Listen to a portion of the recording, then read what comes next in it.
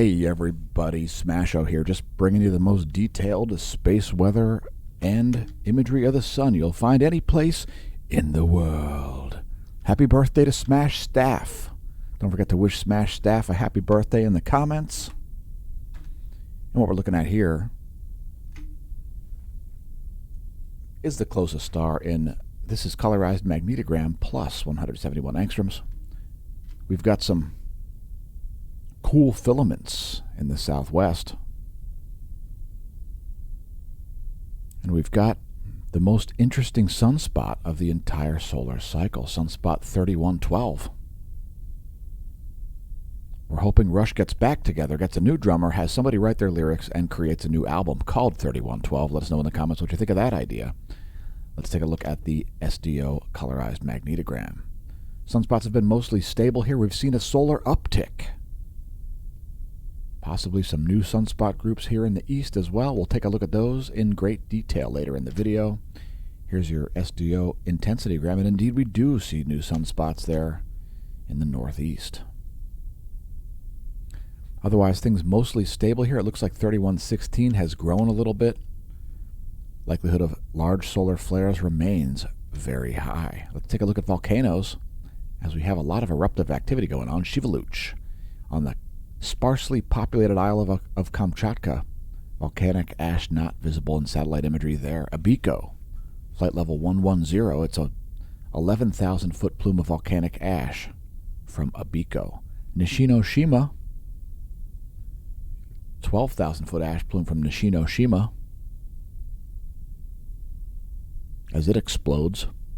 Subanosejima also exploding, flight level 080, 8,000 foot ash plume.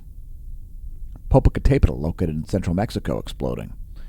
20,000 foot ash plume from Popocatépetl.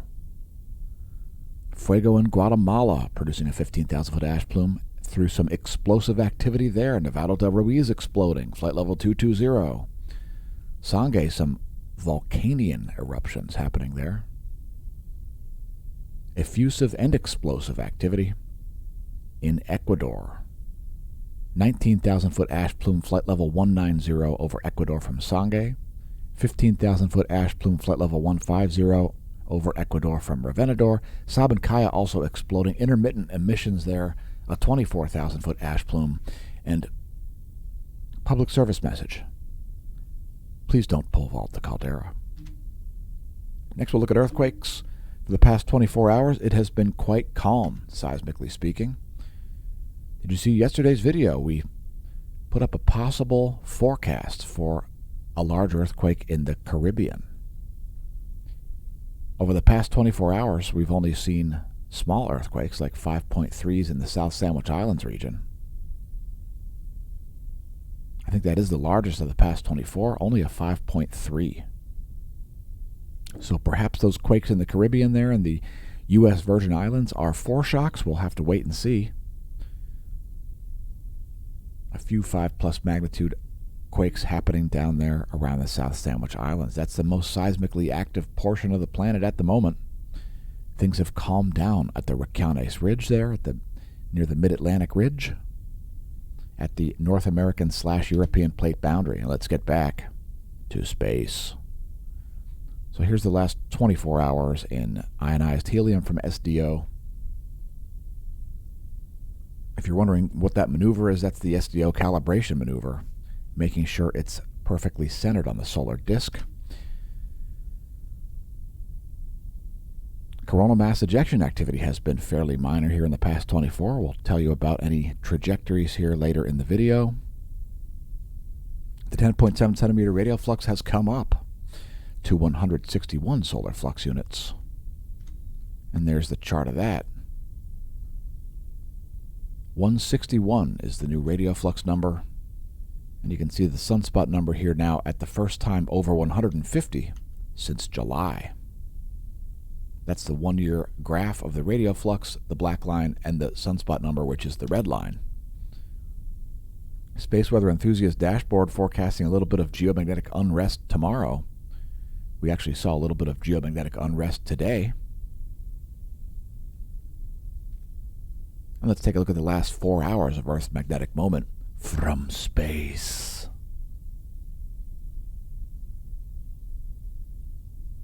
So that's Earth out to about 12 Earth diameters. The magnetohydrodynamic pressure.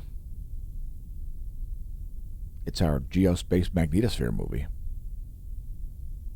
That model based on the space weather modeling framework. Here is the ground magnetic perturbations map. And we may see some active aurora here. If you're an aurora photographer or videographer, drop us a line on Twitter. We'll be happy to share your lovely aurora photos. We do retweet regularly various different Twitter users' images of the aurora.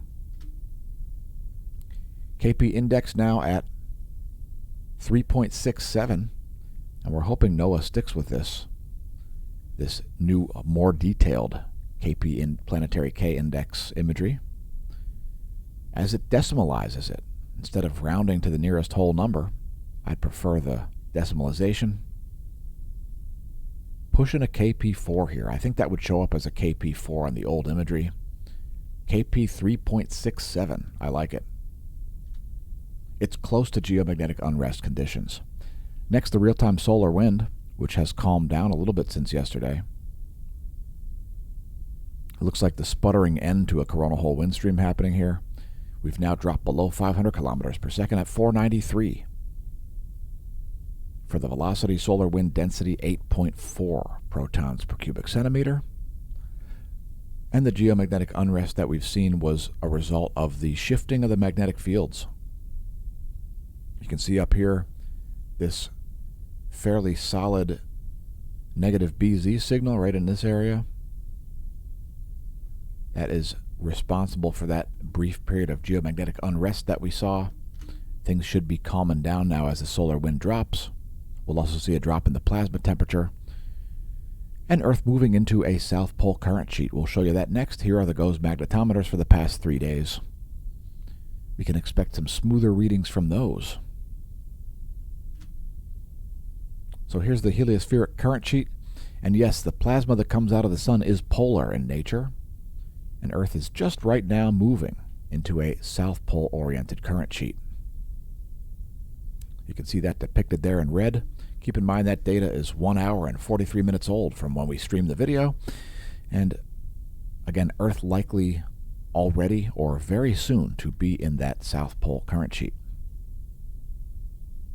Next, the line of sight plot showing the sun's B field in blue, the solar magnetogram, and solar polar fields in red for south, green for north. As we watch the cycle progress, here are the coronal holes.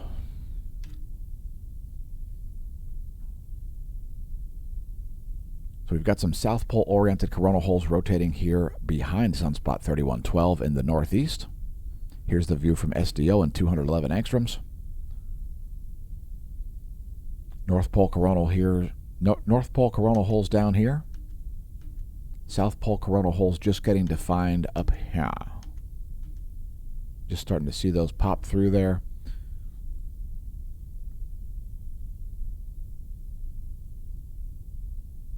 And let's move to sunspots.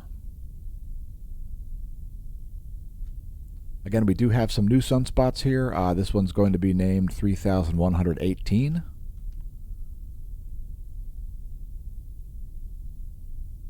It is beta class. We actually did briefly show that yesterday on yesterday's video, so that'll definitely be named today 3118. Likelihood of solar flares remains very high here, especially sunspot 3112. We still may see some large flares from 3113 and 3110, which have now set over the northwestern limb. And let's take a look at the SDO magnetogram.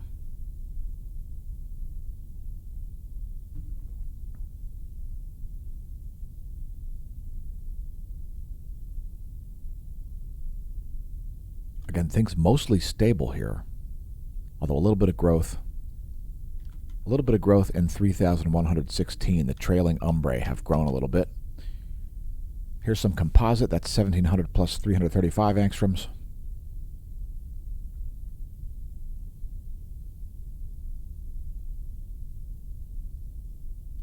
And here's SDO Continuum.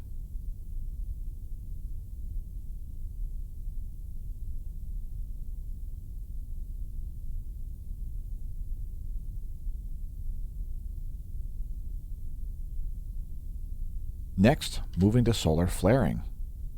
No relativistic protons showing up. Proton flux there remaining flatlined. X-ray flux profile has dropped. So the amount of flaring has actually come down quite a bit here. So we may see a degradation of some sunspots, but at the moment, no major flares to report, just a C background level basically there. And here's one of the great wavelengths to view flares, 94 angstroms. Again, we could still see a flare from this setting group back here. Probably the most likely spot to see large flares is sunspot 3112, 3116. And it looks like there's a little bit of activity on this new group, 3118.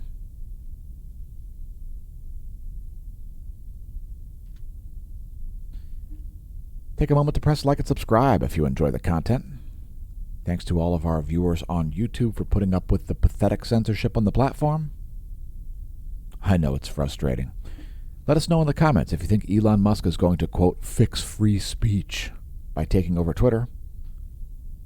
Some kind of crypto nonsense is going on, I guess. Some kind of social media blockchain. I don't know. It seems ridiculous. But in any case, let us know if you think Elon Musk is going to, quote, fix free speech and solve censorship on the internet. I don't believe it for a second. I think he's going to become a tool of censorship instead. Check our other videos, by the way. We've got videos that are not about space weather at all, like driving, riding, and pro tips. SmashOmash.org presents The Sun kind of is about space weather, but terms defined isn't. Do one thing.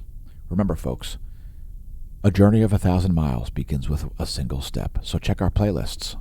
Once again, thanks to our YouTube viewers. If you're viewing on BitChute, make sure you go subscribe on YouTube. You're missing, well, most of the content. If you want to support the channel, consider becoming a member of the Smash Team. The Silver Smash Team membership is only $2.99 a month. We are still on Patreon as well, by the way. And a little bit of information about our structure. Smash staff is a partner in the operation. She gets a raw percentage cut of any revenue from Patreon, from sales of merch, from YouTube revenue.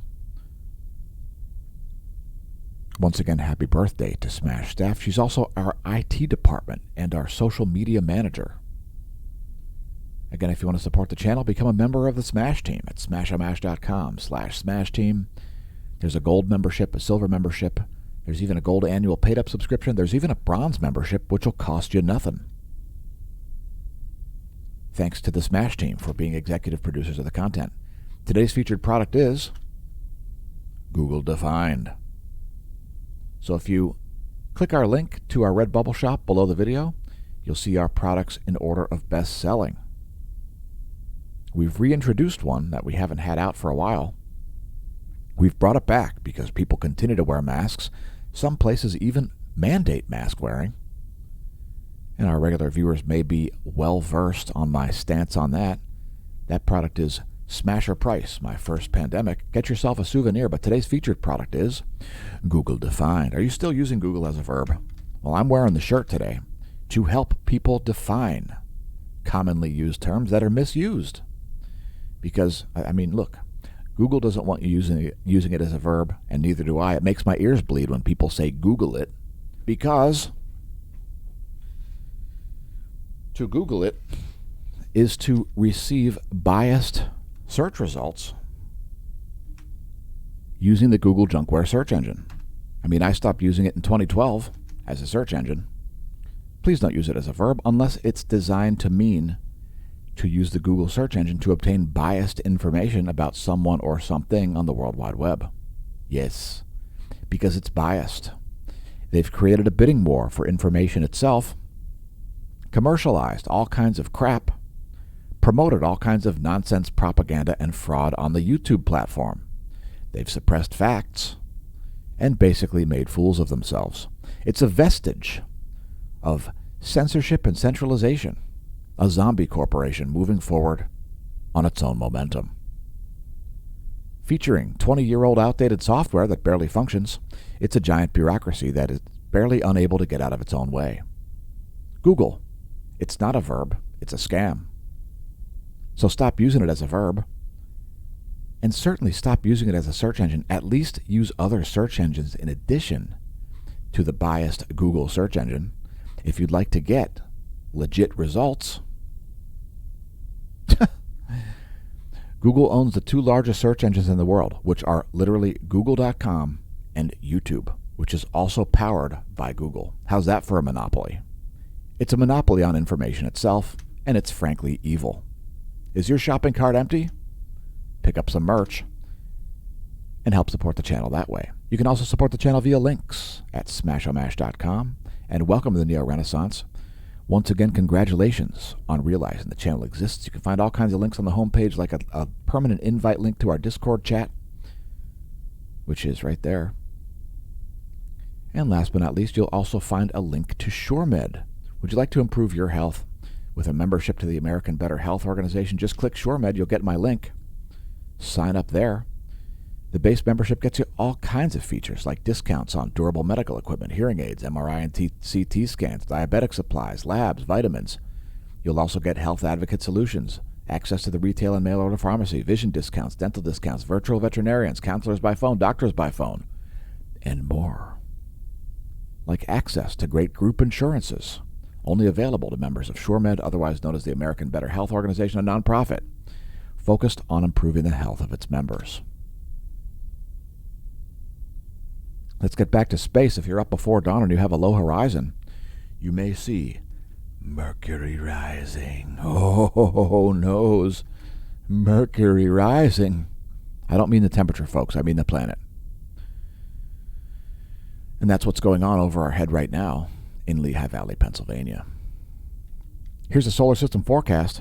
We show it daily on the channel, since it's the most detailed space weather you'll find anywhere, along with detailed images of the sun that you'll see no place else.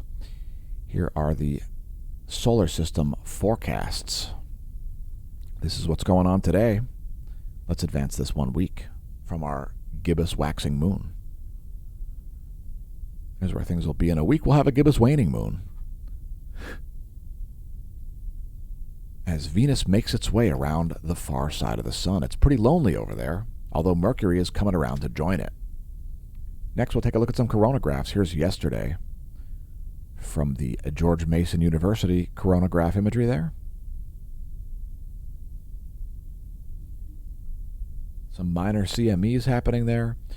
We'll tell you the trajectory momentarily. Here's today's coronagraph imagery. Looks like a minor CME propagating there at the moment. It looks like it's off to the east. Let's see what we can see from Stereo A's Lagrange point 5 location. Now, for you new viewers, from Stereo A's perspective, Earth would be off in this orientation. From the Soho Lasco C3, Earth would be off in this orientation behind you, because it is located at Lagrangian point 1, about 1 million miles between the Earth and Sun, orbiting that gravitational equilibrium point. And do we have any Earth-directed CMEs? Well, nope. No, we don't. So we're just going to let that play through, and then we're going to show a zoomed-out image of the past 24 hours.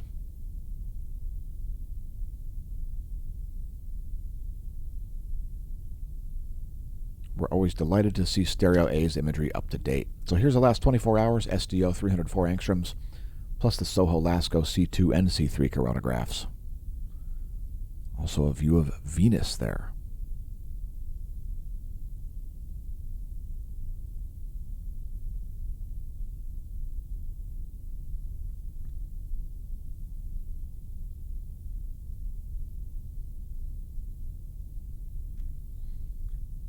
Next, looking at the ground-based solar observatory at El Teide, Spain. And we've got a lot of filaments in the earthly facing portion of the solar disk. You can see all these dark absorption features. Those are filaments.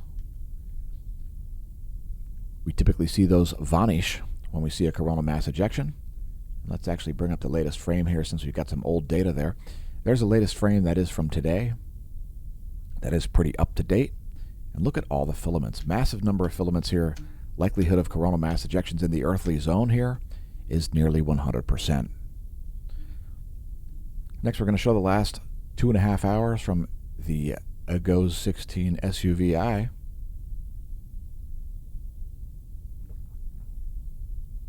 We will also be streaming this all day long on the Twitch channel. It's twitch.tv/SmasherMash. Links below the video in the description to that as well. Next, thanks for all the comments. Mama D1K, Tinman 1057. Good morning to you as well. And you're at Mount Mitchell, the highest point in the U.S. east of the Mississippi. Mount Mitchell, yes, I've been there. It's quite nice. Whew. Here's the house favorite, 171 angstroms wavelength from SDO. That is the past 24 hours.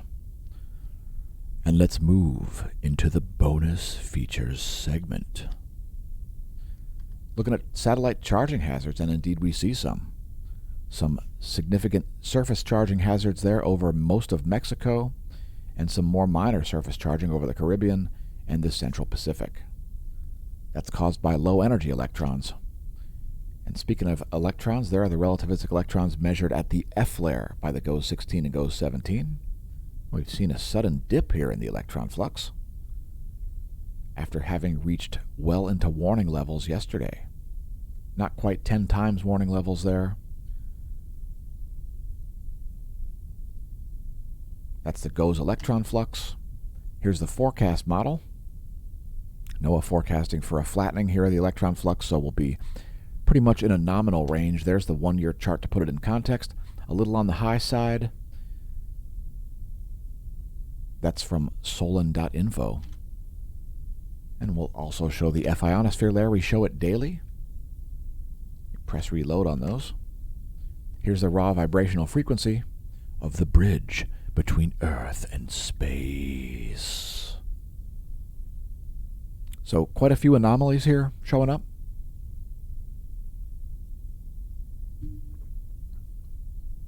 And I know it may be a little complex to look at this. It's vibrational frequency in megahertz of the F-flare of the ionosphere, located at about 300 kilometers of altitude. To clear things up a little bit, here's the anomaly from the 30-day median.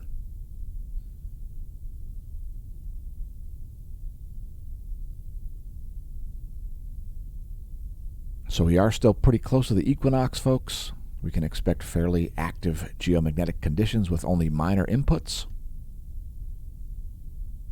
Here's the latest image. That's 10:15 universal time ionogram, 10:15 universal time anomalygram. We'll also show the total electron content forecast. It's the electrons between your GPS satellite and your handset. It's literally the count of free electrons. And they cause GPS errors, mostly concentrated around the equator at noontime. Things fairly organized there with the total electron content at the moment.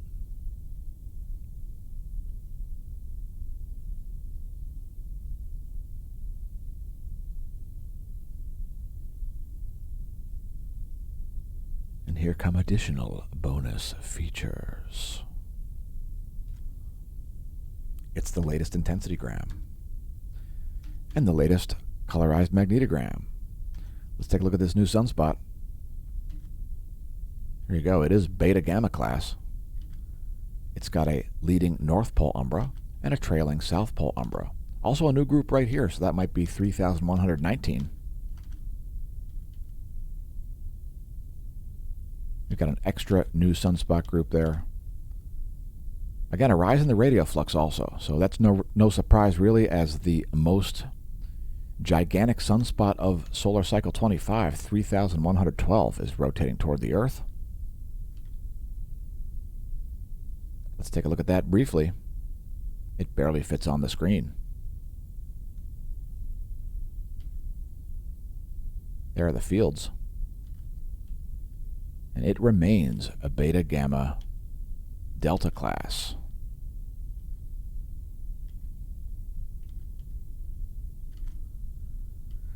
There's the rock back of the full disk.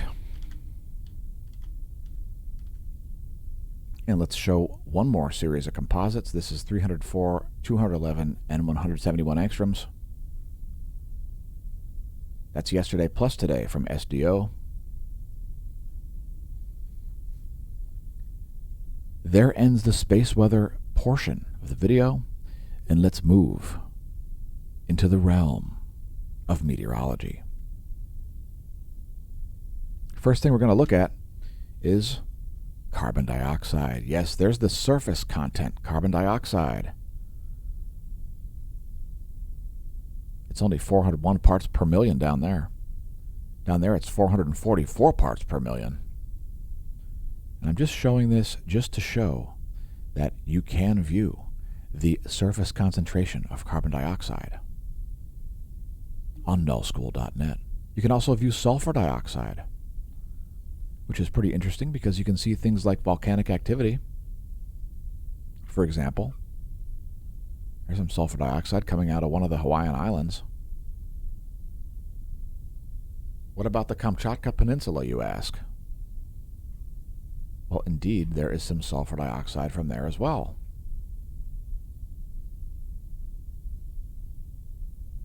Industrial areas do indeed produce sulfur dioxide. Anyway, just figured I'd share that with you. Here are the surface winds of the eastern world. Shout out to our viewers from all around the planet. Here are the jet streams from the eastern world. Jet streams from the Americas. Check out the huge kink in the northern Pacific. Huge bend in the jet stream there.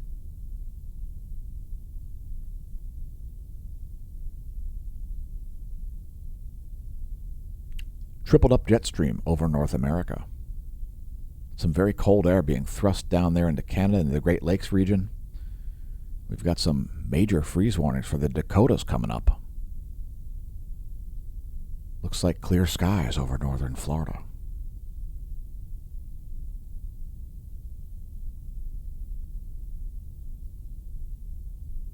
Surface winds are looking like this. Surface winds of the central world looking like this. And there are the jet streams for Europe, Africa, and the Middle East. Upper level anticyclone here over Saudi Arabia. Next, clouds and fog at 3.9 nanometer infrared radiation.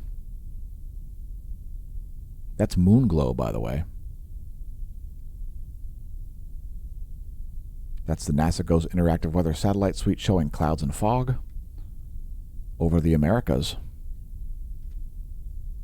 And here's your weather.gov map, and check it out. Hard freeze warnings over most of the Dakotas. If your county's lit, click your county. Some windy days on Lake Michigan and Lake Superior. So we're going to bring up a temperature anomaly forecast, since that seems to be the story of the day. Some very, very cold temperatures coming to the Dakotas. Let's see how cold. Here's your 72-hour GFS surface temperature anomaly forecast. It's actually 1 meter temperature anomaly. Temperature anomaly shown here in degrees Celsius. And you can see they're expecting about 14 degrees Celsius below normal seasonal temperatures there, which is enough to cause hard freeze.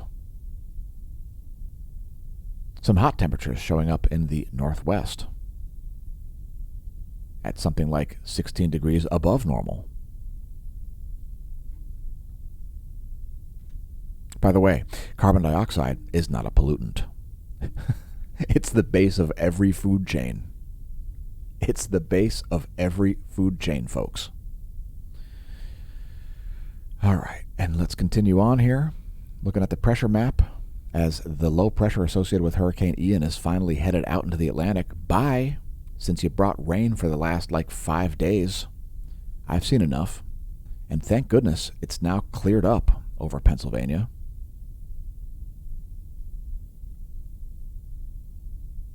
But there is your pressure map. Let's zoom out. There you go. Powerful low pressure here has moved to the northeast of Greenland. Also a strong Arctic low there in between Alaska and Siberia in the Arctic Ocean.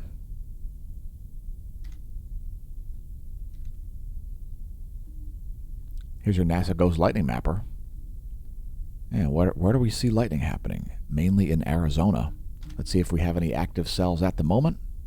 This is your real-time lightning map from lightningmaps.org. Convince the natives that you're Thor or Odin or something.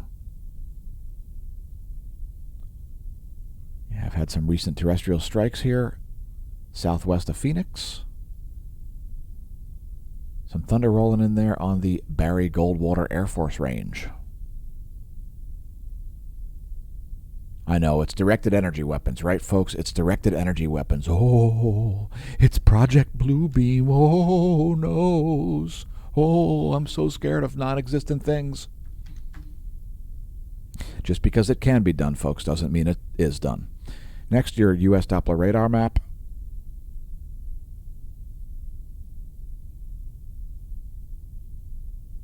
We're going to focus on the lower 48. We're going to focus on locusts. Oh my God, there's a swarm of locusts. Just kidding, folks. The world's still not ending. No matter how much many people would like the world to end because they've bought bunkers and they want to be right. Still not ending. Here's the clouds and fog over the lower 48. And here is the water vapor map. Thanks to the jet stream for moving this low, which I now officially can't stand. Hey, Ian, screw off. There it is, finally moving out toward Newfoundland and Nova Scotia. Shout out to Ricky, Julian, and Bubbles. Here's your recap.